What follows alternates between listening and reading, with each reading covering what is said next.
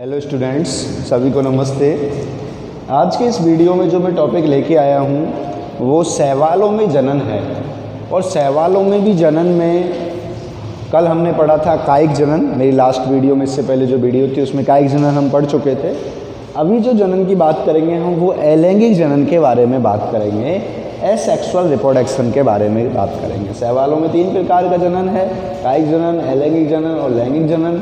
कायिक जनन हम पढ़ चुके हैं, अलैंगिक जनन के बारे में बात करेंगे और लैंगिक जनन इसके बाद वाले वीडियो में आपको देखने को मिलेगा। स्टूडेंट्स, बात करें अलैंगिक जनन एक्चुअली में है क्या, तो अलैंगिक जनन में की बात करें तो ये विदाउट गैमेट्स के फ्यूजन के, युग्मकों के एक तरह से संलयन ना होने की कंडीशन में एक ही पादप से, एक ही जीव से नए जीव का निर्माण होना, किसी विशेष प्रकार की कोशिकाओं के द्वारा, विशेष प्रकार के बीजाणुओं के द्वारा नए जीव का निर्माण होना, बगैर युग्मक बने, बगैर युग्मकों के संलयन हुए, बगैर निषेचन की प्रक्रिया के यदि नया जीव बनता है तो उस प्रकार की कंडीशन क्या है, अलैंगिक जनन में आती है। शैवालों की बात करें तो शैवालों में यह बहुत ही प्रचलित विधि है। शैवालों में अलैंगिक जनन है वो बहुत ही प्रचलित है, बहुत ज़्यादा पाया जाता है यह विधि, जो कि वातावरण में पोषण की अधिकता, यदि वातावरण में पोषण की अधिकता है, ताप अधिक मिल रहा है, प्रकाश की अनुकूल परिस्थितियाँ, ताप अधिक का मतलब जो शैवालों के लिए सूटेबल टेम्परेचर हो, यदि वह मिल रहा है, प्रकाश सूटेबल मिल रहा है, तो ये सभी शैवालों की क्या हो गई, अनुकूल परिस्थितियाँ हो गई। और इन अनुकूल परिस्थितियों में जो जनन प्रचलित रूप से मिलता है वो जनन कौन सा है, अलैंगिक जनन है। नेक्स्ट बात करें, अलैंगिक जनन में बीजाणुओं का निर्माण होता है। शैवालों में अलैंगिक जनन की प्रक्रिया में बीजाणुओं का निर्माण होता है। ये बीजाणु चल, अचल, सुषुप्त और अन्य प्रकार के होते हैं। इन बीजाणुओं में मुख्यतः एंडोस्पोर, एक्सोस्पोर्स, आपके चल बीजाणु, अचल बीजाणु, ये मुख्यतः बीजाणु हैं जिनके द्वारा शैवालों में जनन की प्रक्रिया पाई जाती है। सबसे पहले बात करें चल बीजाणुओं के बारे में, जूस्पोर्स, इनको बोलते हैं जूस्पोर्स।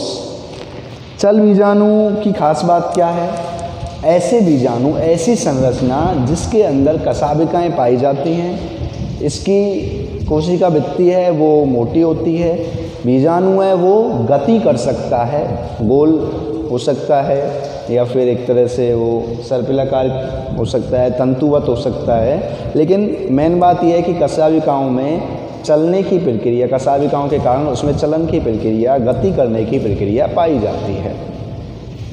मुख्यतः बहुत सारे प्रकार हैं बीजाणुओं के, अलग अलग एक तरह से अलग अलग शैवाल में अलग अलग प्रकार के बीजाणु मिल सकते हैं। जैसे कि क्लेमाइडोमोनास में इस प्रकार की संरचना मिलती है, यूरोथ्रिक्स में इस प्रकार की मिलती है, ऊडोगोनियम में इस प्रकार की, बाउचेरिया में इस प्रकार की और फ्यूकस में इस प्रकार की।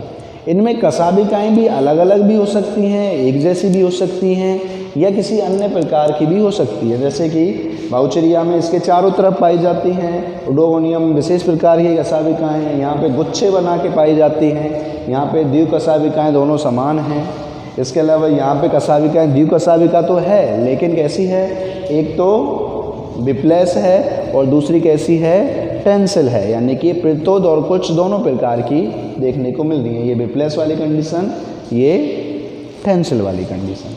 तो इस प्रकार से चल बीजाणु पाए जाते हैं और ये चल बीजाणु हैं जो मुख्य मात्र पादप से अलग होकर नए शैवाल का निर्माण करने में सहायक होते हैं। स्टूडेंट्स, इसके बाद जो हमारे नेक्स्ट बीजाणु की बात होगी वो है आपका अचल बीजाणु। कौन सा बीजाणु स्टूडेंट्स, अचल बीजाणु। अचल बीजाणु में खास बात क्या है भाई, यहाँ पे गतिहीन होता है। ये कैसा होता है, गतिहीन। चल बीजाणु के जस्ट अपोजिट है, काम दोनों का एक है, शैवालों में जनन का काम, लेकिन खास बात क्या है कि इसमें कशाभिकाएँ पाई जाती हैं, ये चलने में सहायक होता है यानी कि गति कर सकता है। ये गतिहीन होते हैं, गोल होते हैं, जननक्षम होते हैं, इसके अलावा ऐसी संरचनाएं होती हैं जो कि एक पतली भित्ति इनके ऊपर पाई जाती है। भित्ति तो उनके ऊपर भी पाई जाती है, इनमें एक पतली भित्ति संरचना पाई जाती है, गतिहीन गोल और जनन संरचना है। उसके अलावा कशाभिकाएँ इसमें क्या होती हैं, अनुपस्थित होती हैं। कशाभिकाएँ कैसी होती हैं, अनुपस्थित। और ख़ास बात क्या है, प्रोटोसाइफन। प्रोटोसाइफन इसका बेस्ट एग्जाम्पल है। यूलोथ्रिक्स की भी कुछ उदाहरण हैं ऐसे जिनमें अचल बीजाणु मिलता है, चल बीजाणु मिलता है, लेकिन प्रोटोसाइफन इसका बेस्ट उदाहरण है। नेक्स्ट बात करें जन का बीजाणु यानी कि ऑटोस्पोर्स। जन का बीजाणु या ऑटोस्पोर्स क्या बात है, यह भी अचल बीजाणु के समान ही होता है, समकक्ष होता है। जैसे अचल बीजाणु दिखाई देता है, ऐसा ही ये जनकाभ या ऑटोस्पोर्स दिखाई देता है। लेकिन खास बात क्या है कि इसमें मातृ कोशिका के समान ही क्या होता है, एक तरह से मातृ कोशिका के समान ही संरचना दिखाई देती है, लेकिन वो आकार में कैसी होती है, छोटी होती है। यानी कहने का मतलब है जो ऑटोस्पोर्स के जरिए से जो जनन हो रहा है वो है तो मातृ कोशिका के समान, संरचना तो मातृ कोशिका के समान दिखे, क्योंकि एलिंग जनन की एक खास बात है कि अपने पेरेंट के समान ही वो संरचना दिखाई देती है, लेकिन कैसी होगी, आकार में छोटे होते हैं। एग्जाम्पल बॉल बॉक्स, यूडोराइना, ये इसके बेस्ट एग्जाम्पल है। यूडोराइना और बॉल बॉक्स ऑटोस्पोर्स के बेस्ट एग्जाम्पल। स्टूडेंट्स ये तो अभी आपको एक संक्षिप्त विवरण है, बाकी इसकी डिटेल्स में आप जब एक एक वर्ग के बारे में पढ़ोगे, नेक्स्ट यूनिट है जो, उसमें आपको एक तरह से बीजाणु का विस्तृत अध्ययन करना होगा। कैसे बनेगा, कैसे क्या कंडीशन है, कैसे नया बीजाणु नया शैवाल बनाएगा, तो यहाँ तो अभी बेसिक जानकारी है। आगे बात करें सुप्त बीजाणु के बारे में। सुषुप्त बीजाणु या सुप्त बीजाणु, इनको इंग्लिश में हाइप्नोस्पोर्स बोलते हैं। इंग्लिश थोड़ा याद रखना, ऑटोस्पोर्स, हाइप्नोस्पोर्स, एफ्लेनोस्पोर्स, जूस्पोर्स। सुषुप्त बीजाणु की बात क्या है, सुषुप्त अवस्था कौन सी होती है, सुप्त अवस्था का मतलब है कि ये काफ़ी दिन तक क्या रहेंगे, नॉर्मली ऐसे इनएक्टिव कंडीशन, जब इनमें प्रतिकूल वातावरण होगा तो ये एकदम सुस्त पड़े रहेंगे, एकदम एक तरह से कोई वृद्धि नहीं करेंगे, नॉर्मल अपने पड़े रहेंगे। सिर्फ जैसे गेहूं के दाने हैं नॉर्मली पड़े रहते हैं, जैसे ही उनको ज़मीन के अंदर बोया जाए तो उनकी एक तरह से क्या है, वो उगने लग जाता है। तो जब गेहूं पड़ा हुआ है तो वो सुप्त अवस्था है। ऐसे ही ये बीजाणु होते हैं जो जब कुछ प्रतिकूल परिस्थितियाँ होती है तो ये क्या होते हैं, एक तरह से चुपचाप पड़े रहते हैं, और जैसे अनुकूल परिस्थितियाँ आती हैं तो ये क्या करते हैं, अपना नया पादप बनाते हैं। इसका बेस्ट एग्जाम्पल है यूलोथ्रिक्स। कौन सा है, यूलोथ्रिक्स। स्टूडेंट्स नेक्स्ट बात करें एकाइनेट। एकाइनेट भी एक बीजाणु का प्रकार है। एकाइनेट